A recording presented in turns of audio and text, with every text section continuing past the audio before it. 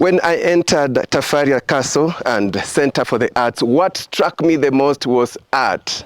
Art here, art there, art everywhere. And the design here is out of this world. It is a getaway comparable to none in Kenya.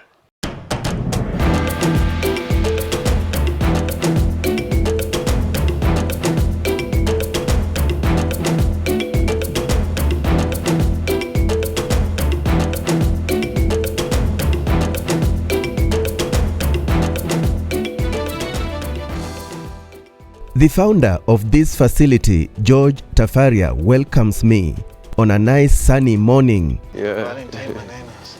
Yeah, this is the Valentine month.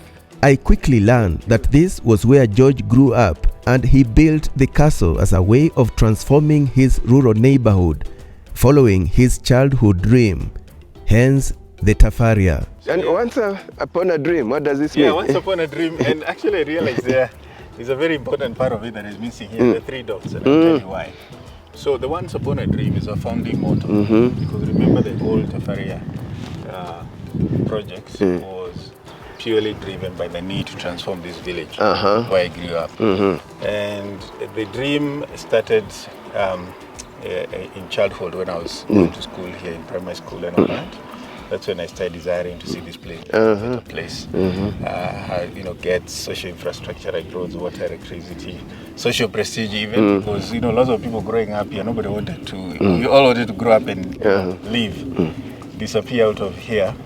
So it goes back to that childhood dream of desiring to see this place change. So when the time came, and it turns out that I am going to be an active participant in bringing about that change. We decided now to coin this Once our motto. Once upon a dream. It just says the dream didn't begin yesterday. No, it didn't. Began in your primary school days. Okay. And wow. the whole project sits on that dream.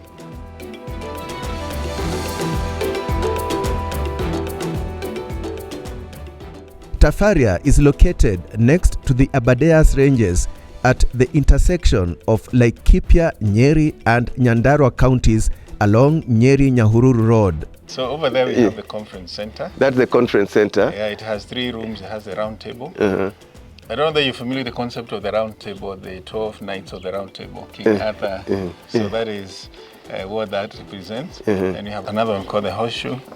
Then we have another one called the Think Tank, born out of those military history where they would put one tank aside from the rest for strategizing. Then you have the Country Lodge down there. We have about 80 rooms. 80 rooms, and quite spacious. You can take up to 4 beds, some of them. Okay. Then some are quite cozy with fireplaces because you're high altitude. Sometimes you need to keep people warm. Yeah, then the swimming pool here. You have the swimming pool there. And just next to it, you have the outdoor gym. George explains that as soon as the castle was established and opened to the public in 2012, they realized they had transformed the neighborhood physically, bringing with it improved social infrastructure such as roads, water and electricity, part of his childhood vision. After this initial transformation, they decided to continue the journey, choosing the arts as their primary tool for impact. The art serves 3 purposes in human life. One is providing efficiency, providing convenience, and providing aesthetics. And aesthetics are the ones that create emotional connections, the things that we own and the things that we do. You realize, of course, the government has introduced the arts in the curriculum and through CBC and all that, but there's still a huge gap there as to what are the arts for. So Tafaria endeavors to actually showcase and bring that connection with people as to what the arts are for. And that's why we say that the arts is the main actor, human endeavors, and all other sectors are supporting casts. And the Tafaria Foundation was formed back in 2013 to advance, to support the arts, to drive social and economic prosperity. Small family foundation, and its sole mandate is to support the arts. First, the provision of the facilities I talked about, through the provision of supporting the art residencies. Is the one that supports the art residencies for all those artists who come here, be they local or international, to create linkages with those artists and scientists and researchers with the local community for the purposes of skills transfer, for the purposes of entrenching the arts as a tool for social and economic prosperity. And this is why, when you look at the three basic human needs, for instance, food, shelter, and clothing, if you remove the arts from shelter, we go back to the caves. If you remove the arts from food, we go back to eating wild berries and such rudimentary menu. You remove the arts from clothing and we'll be wearing twigs and animal skin and so forth. So the arts has been such a powerful catalyst in not only midwifing civilization, but also creating the economic activities that we see today. Tafaria is a hotspot for artists and art lovers, schools, corporate retreats, and those seeking offbeat experience to enrich their minds. We realize that schools are lacking STEM kits or teaching aids, and when you bring the arts, you bring tech, you're able to then produce such kits that can be used for effective teaching to enhance comprehension and all these other things that we desire. We're also collaborating with academic institutions, like for instance the fashion design studio, so that we give them a runway upon which they can then build their portfolio before they go out into the wider job market. As the project expanded over the years, Tafaria collaborated with the National Museums of Kenya to establish an evolution science museum, a one-of-a-kind facility that is a must-visit for learners and adults alike. Symbolic installation here because it was the first animal to be on land. So that's why the millipede was the first animal to be on land. Yes, according to I'm learning quite a lot. I didn't know about this. That's the oldest fossil that is discovered on land. So it is now what that was used by the artists. Again, remember what I told you, that we are using art here to simplify science. We take them through this section that showcases the evidence of human existence. The remains of human existence are conserved through the volcanic activities. And then we end up with this kind of a situation where those remains are buried in volcanic ash and so forth. So these are mock archaeological sites where you can dig, and students do. So once you dig, you discover a fossil, and when you discover that, you bring it to this lab, which again is mimicked, so that learners and those who are interested in this kind of thing can understand how then scientists are able to know how old the fossil is through techniques such as carbon dating.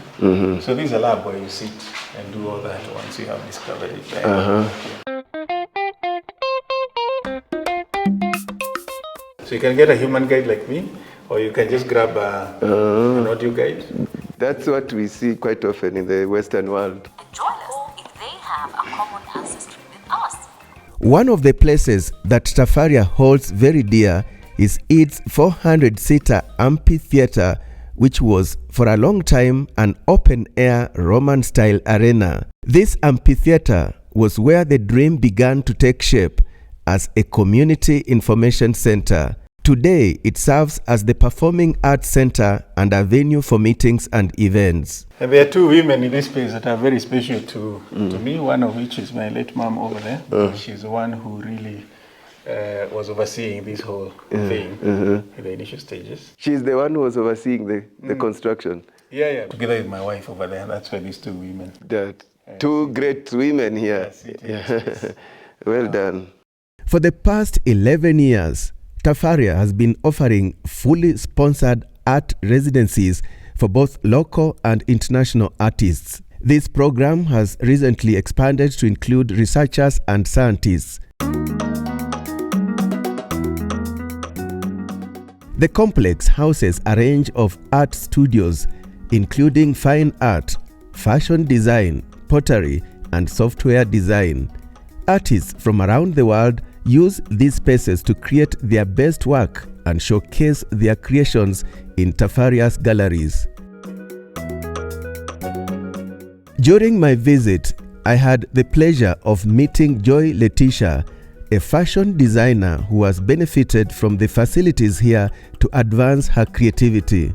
Tafaria has helped me to grow as a designer, one, interacting with other artists, where it broadens my spectrum with other forms of art and how can I incorporate the same art in my designing. What inspires my collection is the need to solve problems within people and the community around. For example, my latest project is on the body dysmorphia disorder, where people have insecurities, but to some it gets to a larger extent. So what inspires my designs is to ensure people are comfortable in what they're wearing so that they can as well be confident when they're out there. I do incorporate sustainability. For example, the design that is at the back, we are having the use of denim, and there's that was a seat cover from my latest project. I did that as an incorporation of how can we describe this body dysmorphia in terms of fabric, in simple terms. Wanjiku Nderitu, an interior designer and founder of Art Sasa, also shares her experience. I came to know of Tafaria through an art exchange program. I had come here with a group, and after we finished our residency, I remained behind because I really loved the versatile nature of the community here. I have been able to meet a lot of artists, and we've been able to collaborate on things, and I've also broadened my mind in terms of knowing more about art. So we create bespoke art pieces, like we visit somebody's home or institution, and then we look at the interiors and the furniture, and then we create pieces that go well with that space. In my artwork, I use recycled materials, especially when doing relief sculptures, because I want to help the community or people understand that not everything they consider waste is waste. It can be recreated and become something new. The most important is Tafaria has given me a platform where I can be able to execute ideas, and they have enabled me to execute these ideas in a more scalable form of way. Tafaria has also collaborated with professionals in the tech world. Felix Mokua is the founder of Big Bold Red Advertising Agency. Our services range from product design and development, digital marketing, as well as creative services. That's what we do. We actually worked on Citizen Digital, and we are also proud of the work we did with the View Sasa. So those are part of the solutions that we have developed in the media industry. So right now, we are here on a 2-week work camp, working on a client project. So stepping away from our usual office setup and coming all the way to Tafaria Castle Center for the Arts allows us to all sit in one space, collaborate better against a backdrop of that serene environment that Tafaria offers. And that allows us now basically to deeply focus and deliver on the timelines and the mandate that we came here to do. As you can see, there are other artists and other teams at Tafaria. Allows us also to, in our free time, to just also get inspiration from each other, and then see how then can we infuse that into our day-to-day operations. As I told you earlier, here at Tafaria there is so much art. Now you may be wondering, what is this ahead of me? This is known as Hand of Paradise. It marked the end of the use of plastics here in 2018. At Tafaria, you will not find any plastics, and this is in the name of conserving the environment. This was designed by a Kenyan artist known as Kevin Odor, and the message here, just to summarize, it is that in this way, the Hand of Paradise is metaphorically meant to heal the environment and create a paradise for humanity, just as nature intended. Meanwhile, who do we have here? I came to learn that Tafaria has 2 very special horses, Malaika and Taji, the only of their kind in Kenya, bred specifically for drawing carriages. to appreciate that there are a lot of sayings out of horses. You know, like they tell people, focus, you have to wear blinkers. This is what blinkers are, if you didn't know. All right? What it does, you see, it hides the view, the side views. So the horse stays very focused. Focused It ahead. gets a narrower, view. And off I went for a rare royal treat.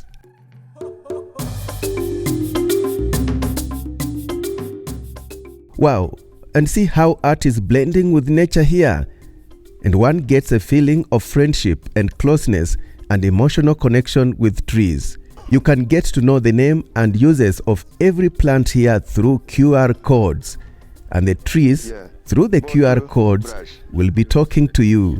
Callistemon melaleuca salicina. My grandmother gave me this name because of the lovely spikes of flowers that blossom at the ends of my many branches. I really, really love my rocks as they turn red most of the year. But most of the other times, I am chilling with the green rocks. When I am all grown up, I will be 15 feet tall. Can you smell me? I am very aromatic. And guess what? I am a very important medical plant. I'm used in remedies for treatment like diarrhea, dysentery, and rheumatism. I am also used as a water accent for anti-coughs, for anti-bronchitis, and insecticide in folk medicine. Dear human, I'm very important and valuable. So keep me safe and I will serve you right. One of the most unique things about Tafaria is the level of innovation happening here. For instance, Tafaria has developed its own taxonomy in its conservation efforts and to sensitize people about nature and the need for conservation. The arts have been significantly deployed to create an emotional connection between humans and trees. Through this innovation, Tafaria established Kenya's only display herbarium. So welcome to, this is the only display herbarium in Kenya. Thank you. Karibu. Within this African-shaped hut, the Tafaria taxonomy comes alive through the 10 clans of the jungle. It is a convergence of art and science, bringing forth a profound initiative that has now expanded beyond conservation into management frameworks. This includes the Tafaria Taxonomy of Leadership, a nature-inspired program used to teach leadership, teamwork, and life skills, an innovative and powerful way to drive environmental stewardship and leadership development. And we fitted all those plants, all those trees, all those shrubs, all those herbs into those 10 clans that we created, all right? So for ease of understanding. For instance, we have a clan there called the socialites. So all the ones that are climbers and like being all over other plants belong to that clan called the socialites. Another example is the diehards clan. You know those plants that never say die, rain or shine, they're evergreen, all right? Like the cactus. Like the cactus, for instance. So they belong to that clan called the diehards. Those 10 clans are the ones that form the Tafaria taxonomy, all right? The Tafaria taxonomy. Yeah. And as you can see, they are very easy to understand, all right? They are not those Latin names and all that. And all of us connect with the idea of a clan and so forth. So the idea is when you come into this African-shaped hut, you then find 10 leaders of those 10 clans. And you sit down, and then you scan the QR code from each one of them, and then each of the clans will tell you more about their members, all right? Because at each clan there are more than 10, 15, or even more members that belong like to that particular symbolism. clan. Yeah. A visit to Tafaria requires time, as there is so much to see and do. This farm does more than supply fresh vegetables and meats to the hotel. It also teaches visitors valuable lessons on sustainable agriculture. For example, the sheep stables are positioned near the farm to provide manure for fertilization, while the chicken coop is centrally located to allow chickens to feed on weeds and unwanted vegetables, creating a self-sustaining cycle. Tafaria is magical, both a retreat away from the hustle of urban life and a center that enriches the mind. It is a place where visitors can focus, reflect, and immerse themselves in the arts while enjoying various leisure activities to stay engaged. I left Tafaria Castle feeling delighted, inspired, and enriched. Its impact on this rural neighborhood, its innovative use of arts, and its ability to inspire transformation make it a must-visit destination. It was a time well spent with George Tafaria Waititu, a man whose professional life was spent as a researcher mainstreaming data for decision-making across Africa while leading the Stedman Group. He was later the brainchild behind the establishment of a Kenyan digital marketplace to provide local content, products and services aggregation, distribution, promotion and monetization through the famous brand Viusasa.